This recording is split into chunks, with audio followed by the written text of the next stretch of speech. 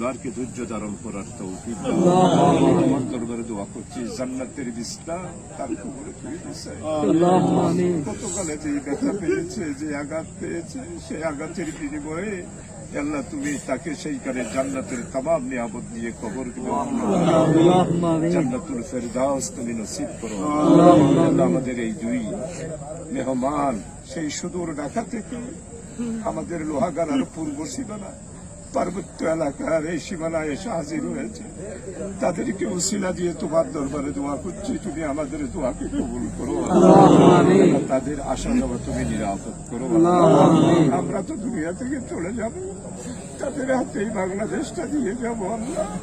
তাদের হাতেই বাংলাদেশটা দিয়ে যাবো। আমিন।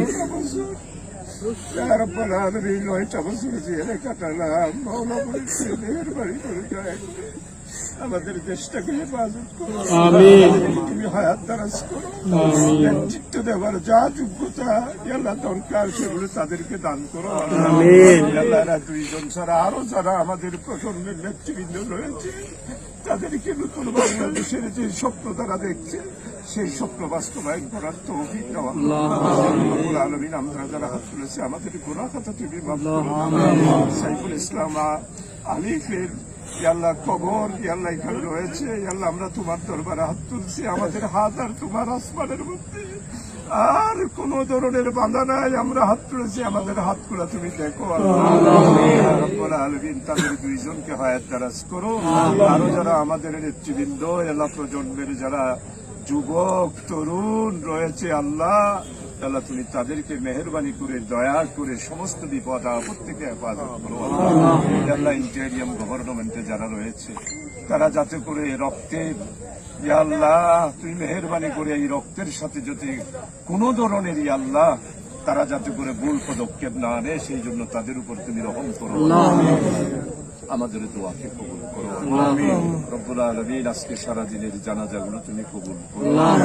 রব্বুল আলামিন আদালত ভবন জমিয়তুল ফালার লক্ষ লক্ষ জনতা উপদেষ্টা মহোদয় বলছে যে এতগুলো মানুষ তো আমি জীবনেও দেখি নাই। আল্লাহ আজকে এখানে গ্রামের যে জনতা হয়েছে আল্লাহ শুধু তো 3000-এর উপরে হুন্ডাগাড়ি হবে। আল্লাহ বড় মেহমানগুলো এসেছে সাতকারিয়া থেকে, চন্দনাইশ থেকে, চকরিয়া থেকে, তাদের সবাইকে নিরাপদে বাড়ি ফিরার তৌফিক দাও। আমাদের এই জনজাগুলো তুমি কবুল করো।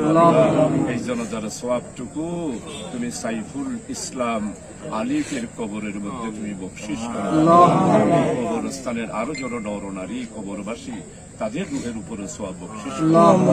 আমাদেরকে মাফ করে দেওয়া, আমাদেরকে মাফ করে দেওয়া। আমিন। রব্বানা তাকাব্বাল মিন্না ইন্নাকা আনতাস সামিউল আলিম ওয়া তুব আলাইনা ইন্নাকা আনতাত তাওয়াবুর রহিম। ফাওজ ওয়াবরিল্লাহ ইন্নাল্লাহা বাসীরুম বিল ইবাদ। বিহাক্কি লা ইলাহা ইল্লাল্লাহ মুহাম্মাদুর রাসূলুল্লাহ।